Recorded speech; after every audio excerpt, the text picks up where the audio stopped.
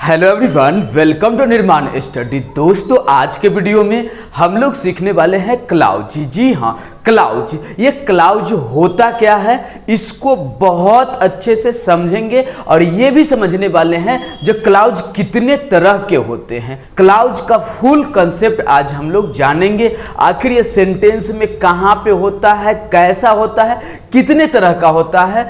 बिल्कुल आप लोग को क्लाउज से डर खत्म हो जाएगा आज के वीडियो में। तो चलिए स्टार्ट करते हैं क्लाउज को। देखिए, क्लाउज जो होता है लॉन्गर सेंटेंस का पार्ट होता है या ग्रुप ऑफ वर्ड होता है। यस, या तो ग्रुप ऑफ वर्ड होगा या लॉन्गर सेंटेंस का पार्ट होगा, टुकड़ा होगा। ये हम लोग समझते हैं। आखिर ये ग्रुप ऑफ वर्ड कैसे? देखिए, जैसे हम लोग वर्ड का बात करें तो वर्ड में आ जाएगा, नाउन आ जाएगा, जैसे Ravi, Rohan, Patna, Delhi, Darbhanga, table, chair, board, pen, book. ये सब क्या है? आपका वर्ड है। जैसे आप लोग का आ गया इज, आ गया एम, आ गया आर, आ ग्रुप ऑफ वर्ड को सेंटेंस भी तो कहते हैं ना जी। ग्रुप ऑफ वर्ड को हम लोग क्या कहते हैं? सेंटेंस भी कहते हैं, सेंटेंस। अब ये समझना है सेंटेंस और क्लाउज में फर्क क्या है ना, क्योंकि ग्रुप ऑफ वर्ड सेंटेंस भी बनता है और ग्रुप ऑफ वर्ड क्लाउज भी बनता है। तो यहाँ पे ध्यान देना है। जो देखिए, अगर एक सब्जेक्ट और एक वर्ब, यस, एक सब्जेक्ट और एक वर्ब का एक ग्रुप हो, उसको हम लोग क्लाउज कहते हैं। जैसे देखिए, सी लाव्स, ये आपका एक सब्जेक्ट हुआ और एक वर्ब हुआ। इसके ग्रुप को हम लोग कह देते हैं क्लाउज। ओके जी। बट सेंटेंस में एक से ज्यादा सब्जेक्ट भी हो सकता है, एक से ज्यादा वर्ब भी हो सकता है, एक से ज्यादा क्लाउज भी हो सकता है। जब ग्रुप ऑफ वर्ड का मीनिंगफुल सेंस निकलता हो तब जाके सेंटेंस कहलाता है। आया बात समझ में? जी हाँ, अगर मीनिंगफुल सेंस निकलता है तो सेंटेंस कहलाएगा। बट एक सब्जेक्ट और एक वर्ब मीनिंगफुल सेंस दे या न दे, वो क्लाउज कहला जाएगा।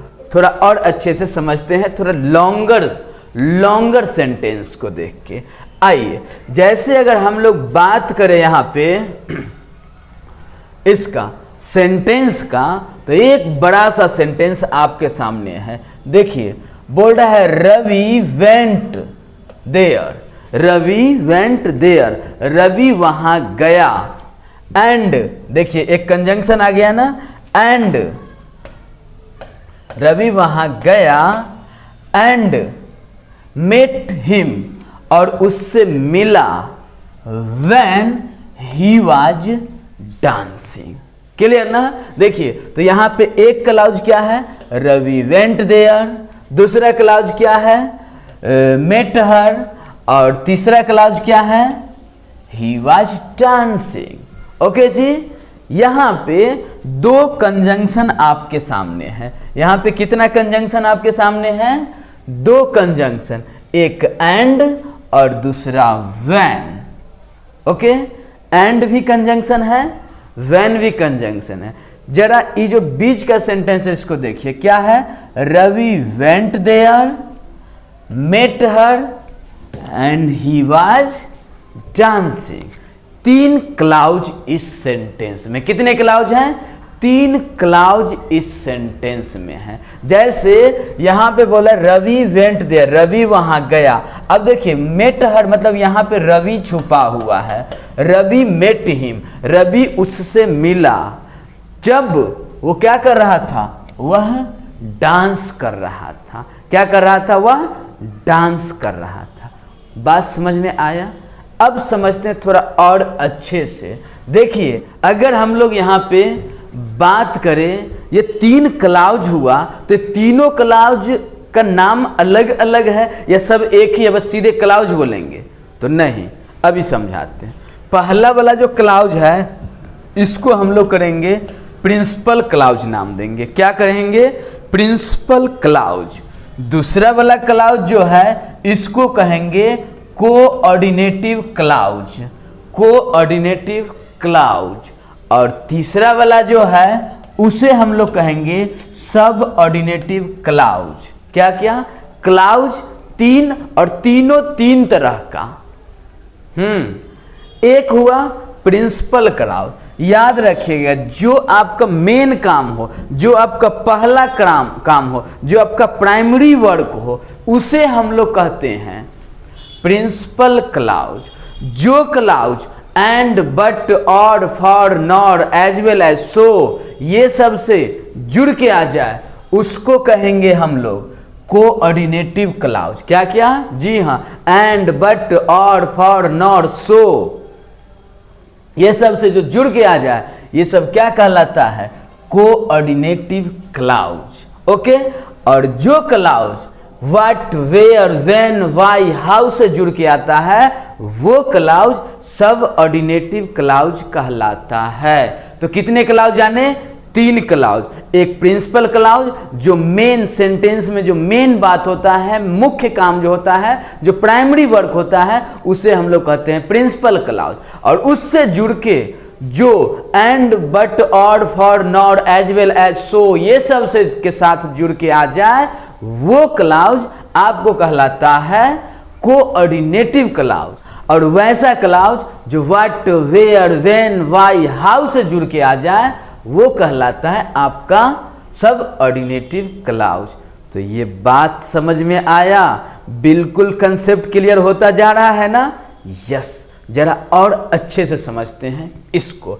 अब देखिए, बात अगर हम लोग करें सेंटेंस का, तो सेंटेंस तो क्या बोले, एक क्लाउज से भी हो सकता है, डबल क्लाउज से भी हो सकता है, ट्रिपल क्लाउज से भी हो सकता है, बहुत सारे क्लाउज से भी सेंटेंस बन सकता है।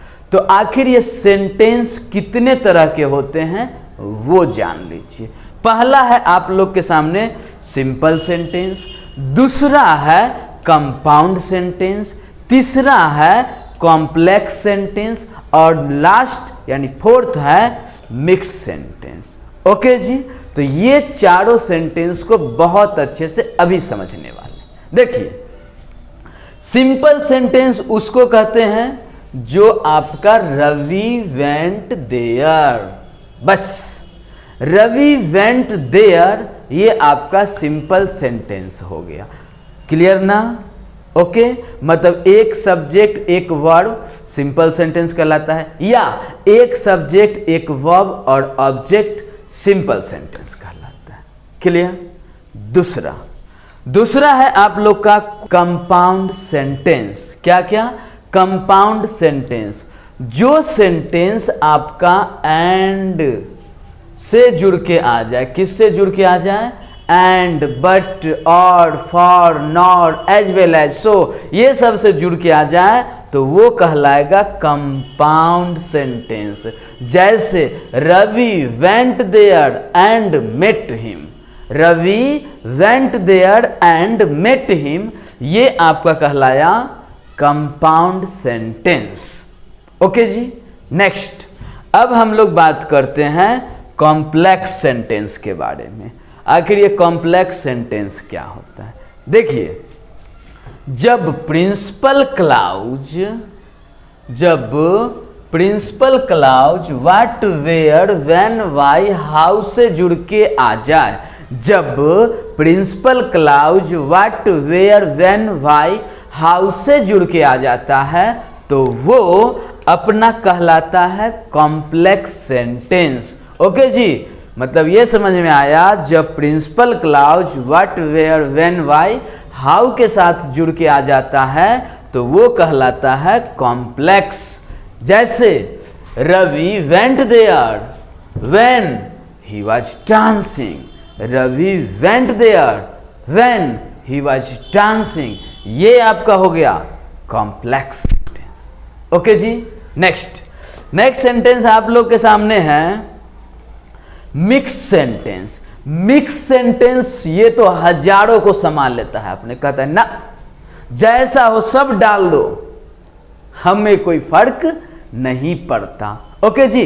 तो देखिए आप लोग का क्या है, मिक्स सेंटेंस। मिक्स सेंटेंस लीजिए, यहां से यहां तक पूरा program, Ravi went there and met him when he was dancing.